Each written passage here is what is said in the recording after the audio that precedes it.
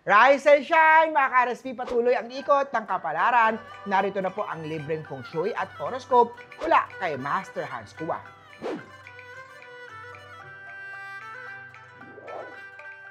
Simulan natin sa mga pinanganak ng Year of the Rat. Iwasan magpautang ngayong araw, mas makakabuti ang pag-iingat. Hindi lahat ng tulong ay kailangan agad ibigay, lalo na kung wala namang kasiguruduhang magbabayad yan. Blue at 2. Sa Year of the Ox naman tayo, may pending na project na dapat mong simulan. Kahit dahan-dahan, progress is the key. Hindi kailangan lang mabilis. Yellow at 4. Sa Year of Tiger naman tayo, bawasan ang caffeine sa hapon para maayos ang tulog. Kapag nagpapahinga ang katawan, lumalakas ang isip.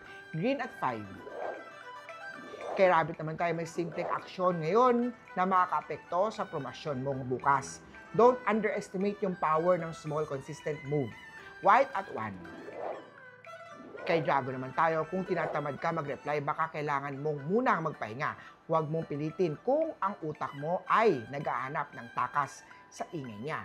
Red at 6. Sa Snake naman tayo, may magandang balita pero kailangan mong mag-antay ng kumpirmasyon.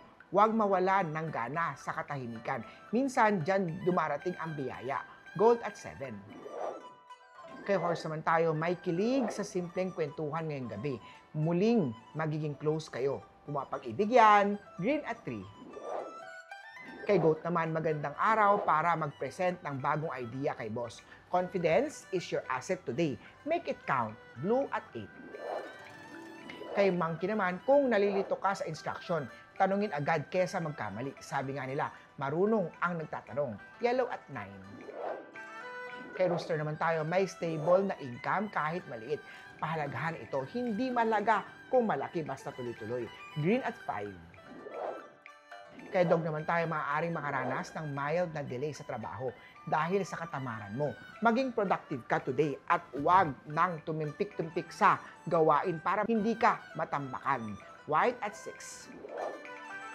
Kay Pig naman tayo, baka kailangan mo munang pakinggan bago kontrahin. Matutong makinig bago mag-react. Red at 1. Muli po, ito po'y gabay mula kay Master Hans Kua. Nasa inyong mga kamay nasa lalay ang inyong tagumpay. Kaya always think positive at i-manifest natin ang success. Mga ka-RSP,